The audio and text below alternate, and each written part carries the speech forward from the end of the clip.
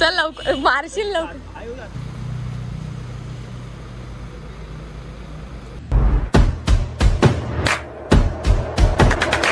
गोव्याचे plan successful होत नाहीत ही अंधश्रद्धा मोडून टाकण्यासाठी आम्ही श्रद्धेने नारळ फोडून केली गोव्याच्या प्रवासाची सुरुवात. आता खरं सांगायचं तर आमचा 4-5 वेळा प्लॅन बनवून कॅन्सल झाला होता, पण फायनली आम्ही तो सक्सेसफुल करण्याचा प्रयत्न केला आणि आम्ही निघालो गोव्याच्या प्रवासाला. थोडं पुढे आल्यानंतर आम्ही थोडासा ब्रेक घेतला आणि गाडीमध्ये पेट्रोल वगैरे सगळं टाकून मग आम्ही परत प्रवासाला सुरुवात केली. 700 जाऊ देत. रात्री झोप लागल्यानंतर डायरेक्ट सकाळी डोळे उघडले ते आम्ही पोहोचलो होतो सावंतवाडीच्या पुढे आणि रस्ता इतका मस्त होता, स्मूथ रस्ता असल्यामुळे आम्ही लवकर गोव्यात पोहोचलो.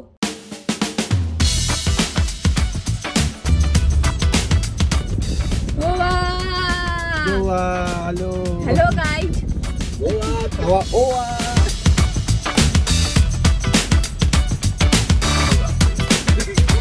गोवा ब्लॉग मध्ये झोपा करा आला पाहिजे. झोपा करा आम्ही झोपा केली. गोव्यात पोहोचलो होते ठीक आहे, पण खूप भूक लागली होती. मग आम्ही शोधत होतो आम्हाला ब्रेकफास्टसाठी मस्त कॅफे. आपण बागा बिगाच्या जवळ आलोय काय? नाही आपण ह्याच्या जवळ आहोत, पण कुठलं सांगू, वॅगटॉर आणि अश्वेमच्या जवळ आहोत आपण. अयंगर बेकरी. केक घ्यायचा आहे का? रवा केक. SBI bank. हे जरा हे कर ना, ते काय ते म्हणतात. अरे हे रे ते. अरे हे मोठं असं दिसलं पाहिजे. फील आहे रे, फील आहे.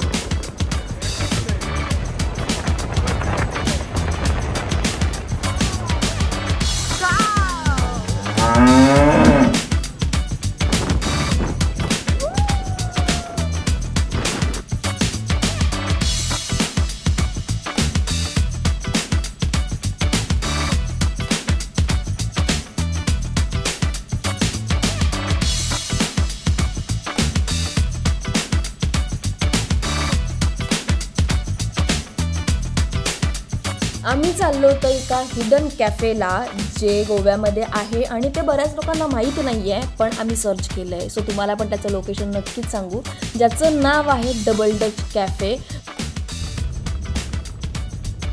लेफ्ट.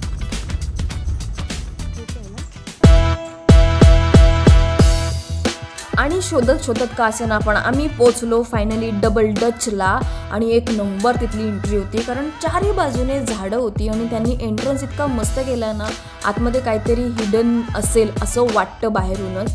आणि कॅफे पटकन कळत नाही आपल्याला, तो जरा शोधावा लागतो. आम्ही सुद्धा ही प्लेस एका रील थ्रू एक्सप्लोअर केली होती आणि तेव्हाच आम्हाला वाटलं होतं की हे नक्की इथे जायचंय. आम्ही आता आलोय कॅफेमध्ये. सकाळ गोव्यातला पहिला ब्रेकफास्ट आम्ही करणार आहोत आणि आम्ही आलो आता डबल डचला. सी आता बघूया कसं इथे आपल्याला. कॅफेमध्ये बऱ्यापैकी सगळीकडे आर्ट केलेलं होतं, त्यामुळे प्रॉपर एस्थेटिक कॅफे आम्हाला वाटत होतं आणि थोडासा हिमाचलचा वाईब येत होता. तर हा आहे कॅफेचा एक लुक. बेसिकली त्यांनी ऑथेंटिक लुक दिला होता अख्ख्या कॅफेला आणि सगळ्या गोष्टी खूप अशा बेसिक होत्या, खूप मस्त वाटत होतं.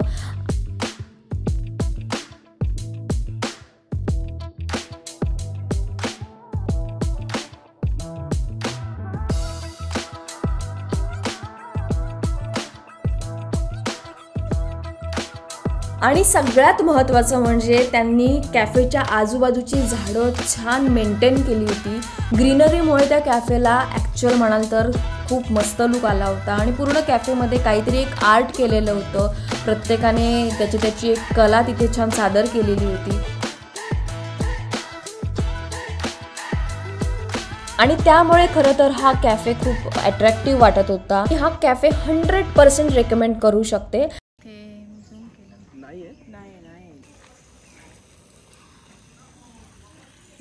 आणि फूडच्या बाबतीत म्हणाल तर आम्हाला इंग्लिश ब्रेकफास्टमध्ये चिकन मिळालं नाही, त्याच्यामुळे ते टेस्ट नाही करता आलं. पण अदरवाईज पोई वॉज ऑसम.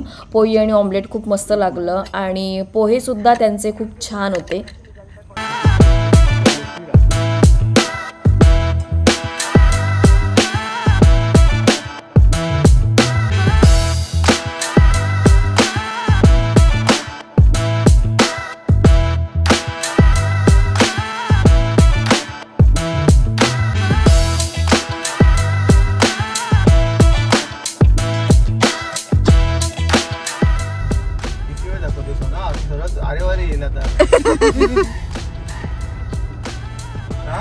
गणपतीपुळ्यातून राहील.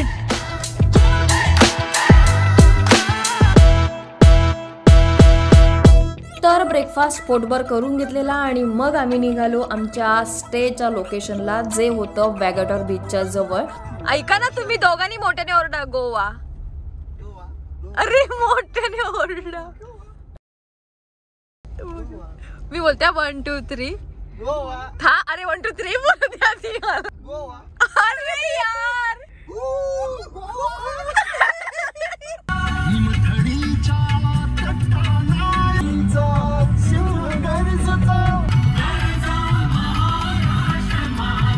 माहिती आहे ना, बस एवढं. मीडियावर गेल्यासारखं नको बोलू. मीराच वाटतं.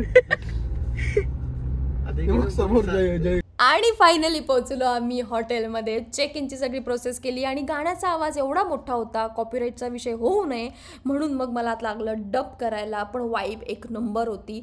सो येस, आता इथेच मी हा व्लॉग एंड करते. नंतर आपण भेटूया गोव्याच्या नेक्स्ट पार्टमध्ये. तोपर्यंत लाईक आणि सबस्क्राईब करा आणि कमेंटमध्ये माझा व्लॉग कसा वाटला हे नक्की सांगायला विसरू नका.